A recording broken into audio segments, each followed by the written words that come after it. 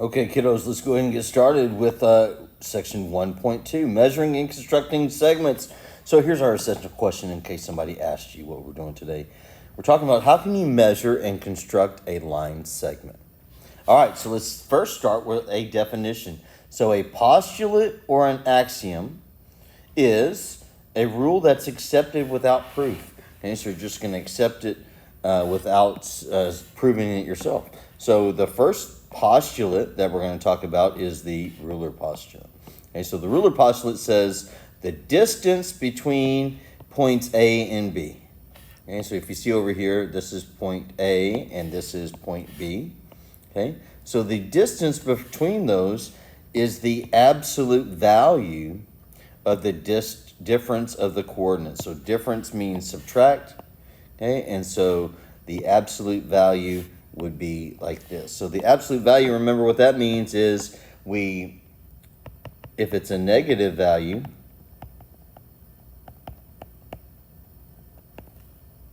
change to positive.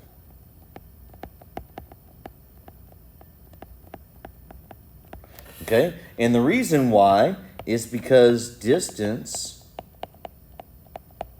is always positive. Okay, we can't go a negative number of steps. So the absolute value makes it, if it's a negative value, we're going to change it to positive. So let's talk about that if we're talking about the distance between A and B.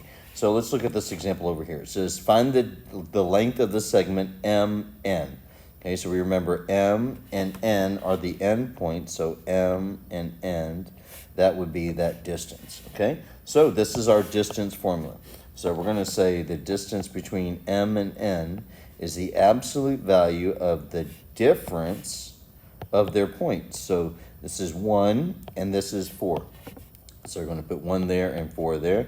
Well, that's equal to the absolute value of, if we put that in our calculator, okay, 1 minus 4, that's going to give us negative 3. Okay, but the absolute value of negative 3, like we said, we're going to take the positive version of it. Okay, so this is our final answer right over there. So we said if it's a negative value, we're going to change it to positive because we said distance has to be positive. If it was negative 3, that wouldn't make sense, right? All right, so let's keep it going. So ln, see if you can calculate ln on your own. Okay, so ln, so we're going to say L right there and N right there. So we're talking about that distance right there. Okay, so let's go ahead and use our formula, right? So L was negative 2 minus N is 4. So if we put that on our calculator, that would be the absolute value of negative 6, which is equal to positive 6, right? Because we said that it has to always be a positive value. All right, so that's if it's on what we call a number line, right? This is called a number line.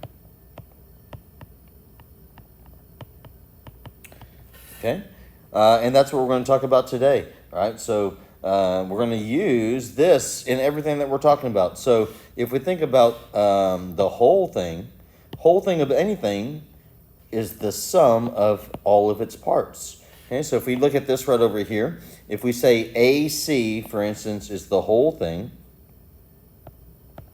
right? If AC was the whole thing, okay, that whole thing is comprised of 2 different parts, right? It's going to be this part right over here, which we'll call AB, right? And this part right over here, which we'll call BC, right? So this part plus this part equals the whole thing, right? So if we keep that in mind, we'll be in great shape. So we can even think P plus P equals W. Okay, so that's our main thing that we need to keep in mind. Part plus part equals our whole amount. Okay, so keeping that in mind, let's go into a basic example first. All right, so if we see right over here, we have this line segment. Okay, so it says find the length of DF. So let's go ahead and highlight that. DF goes from D to F, right? So if we're going to think that this is a part, right, and this is a part, and the whole thing is this right here, right? Then let's set that up. So we're going to say DF, which is the whole thing, is equal to 23 plus 35, right? So that's equal to, if we put that in our calculator, 23 plus 35 gives us 38. Okay, so that's all we have to do is think the part plus the part equals the whole thing. Okay, now keeping that in mind, this is with all numbers, so let's step it up. Find the length of x, y. Okay, I want you to try to pause the video first, and okay, we have x and y over here. We want to find that whole thing. So let's see how your algebra skills, see if you can do this on your own. All right, so hopefully you tried that. So let's look at what we have. We have right over here, we're trying to find xy. So xy is this part right over here, right? So we can label that with a P. Okay, this is going to be another part, and the whole thing is this 41, right? 41 is the whole thing. Okay, so we got a part plus a part equals the whole thing. All right, so let's set that up. If we're going to find out the value of xy, we need to figure out what this is as far as this a. So let's set that up. If we said the part, so the first step we're going to do is we're going to write an equation. Okay, so the first thing we're going to do is write the equation. So if we say that part plus part equals whole, let's set it up like that. Part plus part equals whole. So the first part, right, is this 3a. Okay, plus the second part is, if that's the first part, the second part is 14, right? Equals the whole thing, which is 41. All right, so the first step is we set up a true equation, right? This part plus this part equals the whole thing. Now, the second thing is we just solve, right? So we talked about, the second thing we're going to do is either add or subtract, right? Okay, so we're going to subtract 14 right over there. We're going to subtract 14 right over there. Cancel that out. We're going to bring down our 3a. That goes away. And then 41 minus 14, if we put that in calculator, that's going to give us 27, right? 27. Okay. Then our last step is to divide, right? So if we have 3a equals 27, we're going to divide that side by 3, divide that side by 3. And so we're going to get, that cancels out, so we're going to get a equals 9. But now our last step is to evaluate. Okay, so that means find the value. So we're not going to get tricked into thinking that 9 is our answer. 9 is the answer for a, right? But we're trying to find out what xy is, which is 3a. So if we're going to find out xy, which is 3a, that means that's going to be equal to 3 times our a value, right, which is 9, which is equal to 27. So that's going to be our final answer, is 27, okay, because we have to evaluate for that. All right, so we're just going to think part plus part equals whole. Okay, we're going to set up an equation first, then we're going to either add or subtract, we're going to divide, and then we evaluate. All right, so let's go and step it up into our next problem. Okay, let's take a look right over here. So this is what you're going to be looking like, just like this in Delta Math. Okay, so this is our first we do. Okay, so remember that when we're doing our practice. So it says point V is on line segment UW. Okay, so what do we know about that? UW, those are the end points. Okay, so let's go ahead and set that up. So if we draw a picture of it, right, we're going to say U is on one end and W is on the other. So if we don't have a picture like this, we're just going to draw it, right? That's how we problem solve. So now it says point V is on UW. So it doesn't say where it is, so let's just put it, say, like right there. Okay, so that's V. Next it says, given that VW is equal to 4. So VW is 4, right? Okay, and UW is 15. Okay, so, I'm sorry, UV.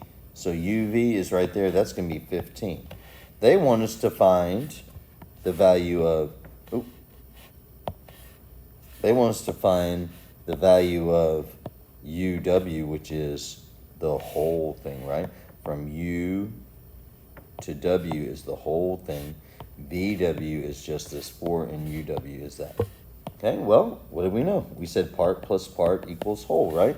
So 15 is going to be our first part, plus 4 is our second part, equals the whole thing, right, which is UW, right? So we can just write UW right over there equals the whole thing.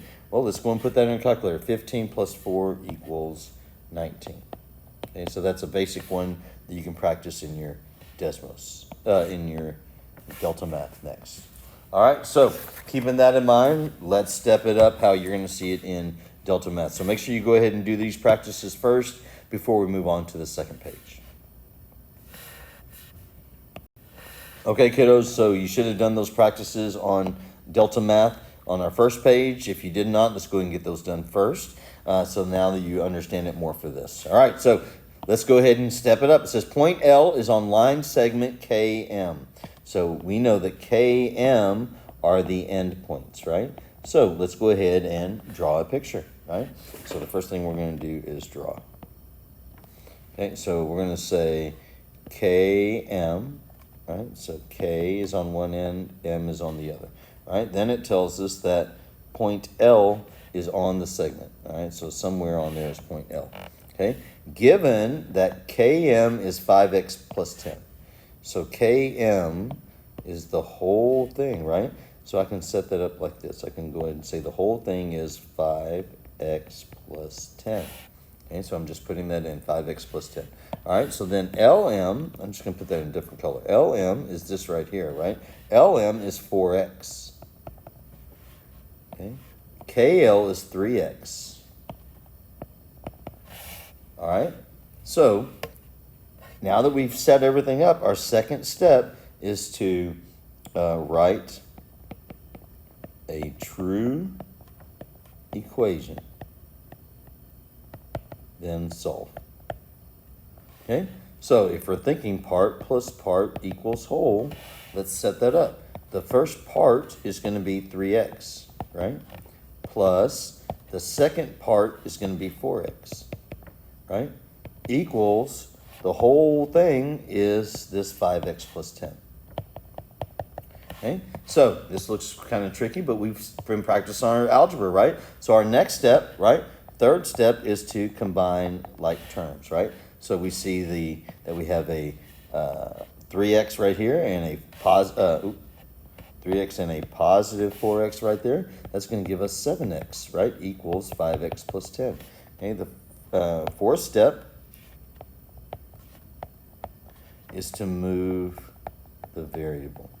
Okay, so we're going to move, we want to move this 5x to be over here, right? Because if I move the 7x over here, then we still have everything together, the numbers and the variables, right? I want to get the variables on one side, the numbers on the other, right? So I can think that I want to get everything on both sides, right? So I'm going to subtract 5x, right? Because I think, what's the opposite of positive 5x? That's going to be negative 5x. Well, if I do it over here on this side of the line, I got to do it right over here, right? So minus 5x. Draw my line underneath. So I got 2x equals, this cancels out, positive 10, right? So our last step always is to divide. Okay, so I'm going to divide that side by 2, divide that side by 2. And so we get x equals 5, right? But we're not going to forget our last step, which is to evaluate. Right? So we're trying to find the length of KL, right? So KL is equal to, KL is this one right here, right? KL is equal to 3x. So that means we're going to substitute the 5 in place of the x. So that means our answer is actually 15. All right, so make sure that we do all these steps. We're going to draw our picture first, then we're going to write a true equation, part plus part equals whole. Then we're going to solve, right? We're going to combine our like terms first, then we're going to move the variable term, we're going to divide, and then we're going to evaluate. All right, so keeping that in mind, see if you can get this next one on your own. And you're going to follow those same steps. All right, so let's go and look over here. It says point S is on line segment RT. So we're going to draw our line. Right, we're going to say R and T. It says point S is somewhere on that line. All right, so we're going to say point S is right there. Okay, now RT is 5x minus 4. Okay, RT is the whole thing, right? So I can say the whole thing is that 5x minus 4, right? Now ST is a part, right? ST is this right over here. So I can say ST is 3x. right? Then another part is RS, right? So RS is X.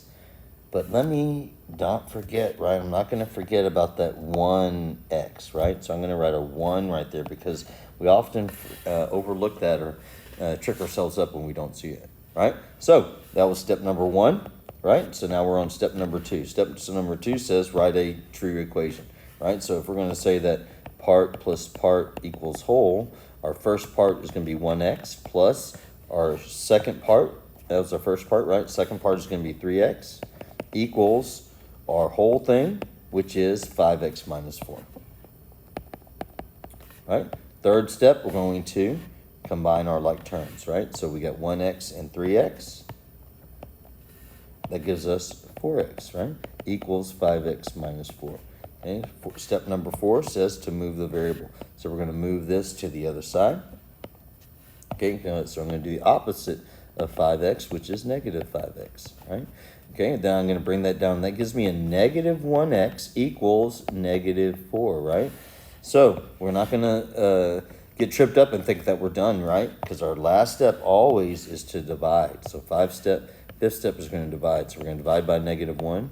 So that means we have to divide this side by negative 1, right? We have to divide by the same number, right? You may already know what happens to that, right? That's just going to cancel out into... the negative 1's cancel out, so x equals positive 4, right? So our sixth step, we are going to evaluate, right? So evaluate for, it says find the numerical value of RS, right? So we're going to say RS is equal to 1x, right? RS is equal to 1x. So 1x is equal to 1 times 4, which is equal to 4. All right, so nicely done. So that's all we did. Even though it's a complicated problem, all we're going to do is set up our procedures. The first thing is we're going to draw it. Second thing is we're going to write an equation. Third thing is we're going to move the variable. Fourth thing is that we're going to, combine our like terms. Then we're going to move the variable. Then we're going to divide. Then we're going to evaluate. All right, so let's move on to the final part of our notes for today. Now that we got good with that, is our distance formula. This is actually our last problem, so I think we can get out good timing on this. So now, we talked about before if it was on a number line, right? Now we're talking about what if it's like a diagonal line where we don't see a number line. Okay, so in that case, we're going to use what's called the distance formula. So we use that to find the distance between any 2 points. So if you have any 2 points, we can put it in this formula right over here. Okay, so if we say these 2 points right over here, P and Q, right? If we're trying to find the distance between P and Q, right? We can just say if this is our first point, right? And if this is our second point, then we're just going to think of it as x1, y1 for our first point, and the x2, y2 for the second, and we're just going to set up in here, right? So here's how I want us to think about it when we first get started, because this can be very tricky to do, right, to kind of remember it. So let's think about this. The distance is the square root, so don't forget that square root. Square root of, so we're going to do a set of parentheses, we're going to subtract and square, okay? Plus a set of parentheses, we're going to subtract and square. Okay, so I think if we think about just setting it up just like that, it makes it a lot easier. Then in the first one, we're going to have our x's, right? And then the second one, we're going to have our y's, right? So you can just think the x's in the first, the y's in the second, but just set it up just like that. Okay, so keeping that in mind, let's look at the problem how we're going to see in Delta Math. Find the distance between 2 points, round to the nearest tenth. Okay, so we remember that the tenth means 1 decimal place, right? Okay, so if that's 1 decimal place,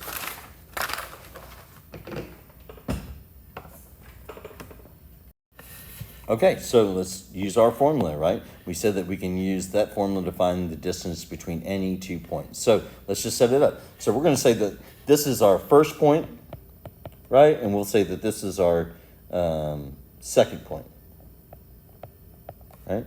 First point and our second point. So if this is our first point, let's just think of that as x1, comma y1, right?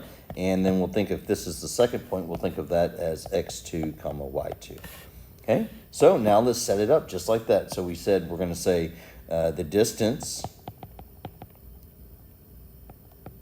is equal to the square root of, right? We're going to put a set of parentheses, subtract squared plus a set of parentheses, subtract, and we're going to square it. Okay, so now here's a crucial thing. We're just going to, remember, we're going to put the x's in the first. So x2 minus x1. So if this is the second point, that's x2, right? That's going to be 4 minus the first one. So I'm going to write -2. So the crucial thing, remember here, is that I had this subtract here. So I have a double negative. So remember, we're going to type it in just like that into our calculator, right? And then we said the y's go in the second one. So if I started with this one being x2 right here, I have to start with this one being y2 right here. Okay, so y2 minus y1, so that's going to be -6